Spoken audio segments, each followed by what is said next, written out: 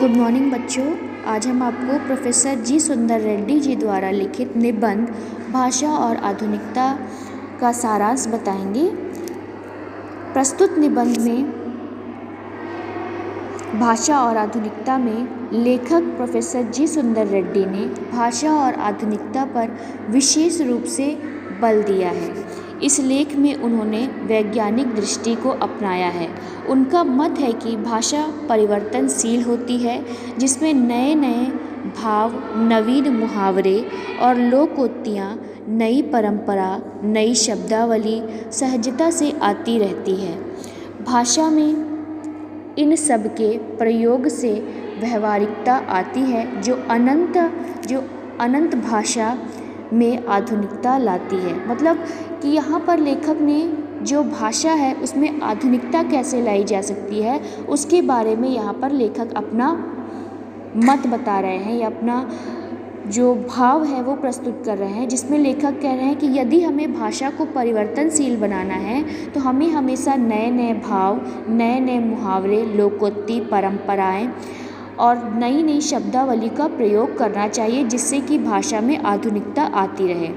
व्यवहारिकता की दृष्टि से प्रोफेसर रेड्डी जी का विचार है कि हमें वैज्ञानिक शब्दों का ज्यों का त्यों प्रयोग करना चाहिए, अर्थात उनका रूपांतरण नहीं करना चाहिए। तो यहाँ पर रेड्डी जी का मत है कि यदि हमें भाषा में नवीनता या फिर वैज्ञानिकता के शब्दों का प्रयोग या उसमें आधुनिकता लाना है तो हमें वैज्ञानिक शब्दों का, जैसे वैज्ञानिक शब्द होते हैं तो उसका वैसे ही प्रयोग हमें करना चाहिए, तभी भाषा में आधुनिकता आ जाएगी। यदि हम भाषा को, वैज्ञानिक भाषा है या अंग्रेजी भाषा है, उसे हम हिंदी अर्थ अनुवाद के बाद बोलेंगे तो उसमें आधुनिकता नहीं आएगी। इसलिए जो वैज्ञानिक शब्द हैं, अंग्रेजी शब्द है, उसे वैसे ही प्रयोग करना चाहिए, जिससे कि भाषा में आधुनिकता आती रहे। तो यहाँ पर लेखक आगे कहते हैं कि सुंदरता एवं नित्य प्रति नवीनता परस्पर निर्भर है। बात चाहे किसी भी क्षेत्र की हो, लेकिन रमणीयता के लिए नित्य नूतनता आवश्यक है। तो यहाँ पर लेखक कहते हैं कि भाषा चाहे किसी भी क्षेत्र की हो, लेकिन उसमें हमेशा नयापन या फिर उसमें रमणीयता लानी ही चाहिए। समूची युग चेतना के सशक्त अभिव्यक्ति का माध्यम भाषा है। इस सशक्त को चिरस्थायी बनाने के लिए यह परम आवश्यक है कि हम स्वयं को युग अनुकूल बनाएं। तो यहाँ पर लेखक कह रहे हैं कि यदि हम स्वयं को युग के अनुसार बनाएंगे तो भाषा में आधुनिकता आ ही जाएगी। यदि अन्य किसी संस्कृति या जाति के संसर्ग से भाषा के नए शब्दों का प्रयोग होता है, जिसका तत्वांतरित विकल्प हमारी भाषा में न हो, तो उन्हें वैसे ही अपनी भाषा में स्वीकार करने के लिए किसी भाषाभाषी को आपत्ति नहीं होनी चाहिए। मान लीजिए किसी अन्य देश की संस्कृति है या जाति है, उस शब्द की भाषा है, तो हमें उस संस्कृति की भाषा को वैसे ही प्रयोग करना चाहिए, तभी भाषा में आधुनिकता आएगी। भाषा को सरलता सिद्ध सहज गति है, जो सदैव नित्य नूतनता को लेकर चलती है, और जो भाषा है वो हमेशा सहज गति से सबको साथ लेकर चलती है, तो इसलिए उसमें नूतनता भी आ जाती है।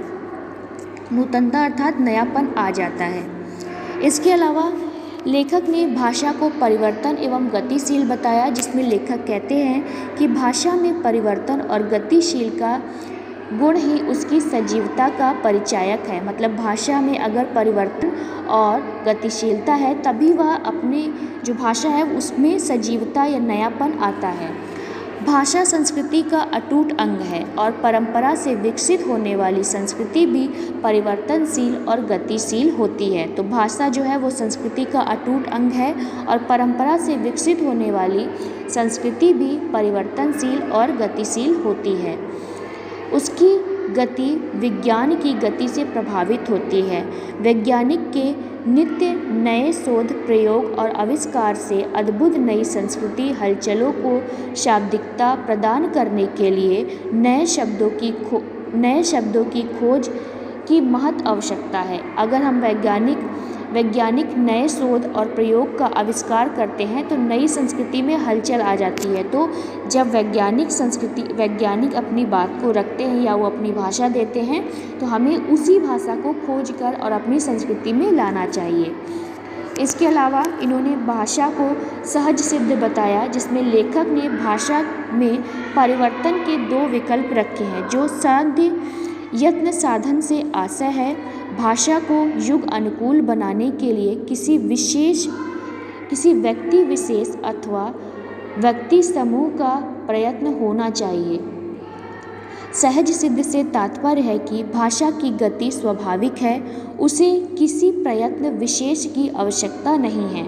तो यहाँ पर लेखक कह रहे हैं कि हम भाषा को 2 ही तरह से परिवर्तन कर सकते हैं और भाषा को हम युग के अनुसार परिवर्तन कर सकते हैं और इसके अलावा व्यक्ति विशेष और व्यक्ति समूह के प्रयत्न से भी भाषा में सहज सिद्धि आ जाती है। और भाषा हमेशा से गतिशील एवं स्वाभाविक है, उसे किसी तरह के प्रयत्न या विशेष की आवश्यकता नहीं होती। यदि उपलब्ध भाषा वैज्ञानिक आधारों पर प्रयत्न अनुशीलन करें तो पहली बात ही सत्य सिद्ध हो जाएगी। यदि हम भाषा को वैज्ञानिक आधार पर अनुशीलन करें, मतलब उन वैज्ञानिक आधार पे ही भाषा को बोलते रहें तो भाषा में आधुनिकता आएगी। यह बात बिल्कुल सत्य सिद्ध कर दी है। भाषा में विकसनशील शब्दों का प्रयोग। तो यहाँ पर लेखक कहते हैं कि भाषा की साधारण इकाई शब्द के अभाव में भाषा की कल्पना भी बेमानी है। यदि भाषा में विकसनशील शुरू होती है तो शब्दों के स्तर पर ही दैनिक व्यवहार में हम अन्य भाषाओं से उधार लिए शब्दों का प्रयोग करते हैं। किसी तरह नए शब्दों का गठन भी अन्यास ही हो जाता है। यद्यपि ये उधार लिए गए शब्द साहित्य में कदापि नहीं है, लेकिन उन्हें ग्रहणीय बनाने के हेतु भाषा की मूल प्रकृति अनुरूप साहित्यिक शुद्धता प्रदान करने के लिए प्रयत्न की आवश्यकता प्रतीत होती है। तो भाषा को अगर विकास में लाना है तो कभी कभी हम दैनिक व्यवहार में जो भाषा प्रयोग करते हैं वो इधर उधर की भाषा भी बोल देते हैं, लेकिन अगर हमें उसे साहित्य में उतारना है तो दैनिक भाषा का हम अपने साहित्य में प्रयोग नहीं कर सकते। लेकिन यदि हम उसको शुद्धता के साथ प्रयोग करेंगे तो हम साहित्य में भी उसी जो हम रोज़ अपने दैनिक व्यवहार में भाषा बोलते हैं, अगर हम उसे साहित्य की शुद्धता प्रदान करेंगे तो हम उसे साहित्य में भी उस भाषा का प्रयोग कर सकते हैं।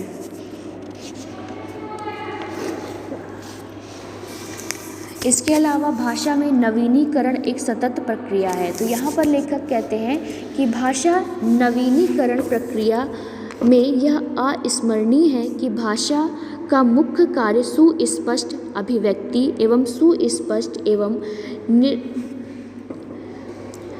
निर्दिष्टता से कोई भी भाषा वंचित नहीं रहे तो वह चिरकाल तक जीवित नहीं रह सकेगी। भाषा का सीधा संबंध प्रयोग और जनता से है। तो भाषा हमेशा सुस्पष्ट होनी चाहिए और सामने वाले को बात हमारी जो भाषा है वो समझ में आनी चाहिए। अगर ऐसा होगा तो वो हमेशा चलती रहेगी, मतलब भाषा का कभी अंत नहीं होगा। भाषा का सीधा संबंध प्रयोग और जनता से है कि भाषा का किस तरीके से जनता प्रयोग कर रही है, तो भाषा का सीधा संबंध जनता से होता है। यदि नए शब्द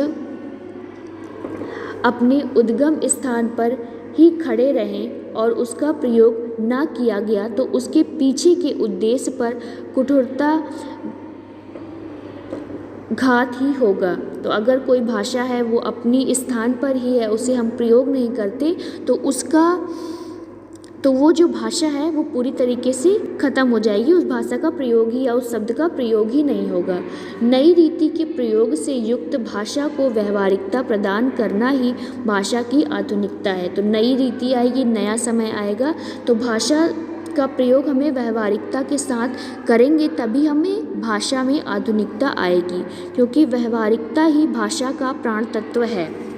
जो हम व्यवहार में भाषा बोलते हैं तो वही भाषा का प्राण तत्व है जिससे कि भाषा में नवीनता या आधुनिकता आ सके।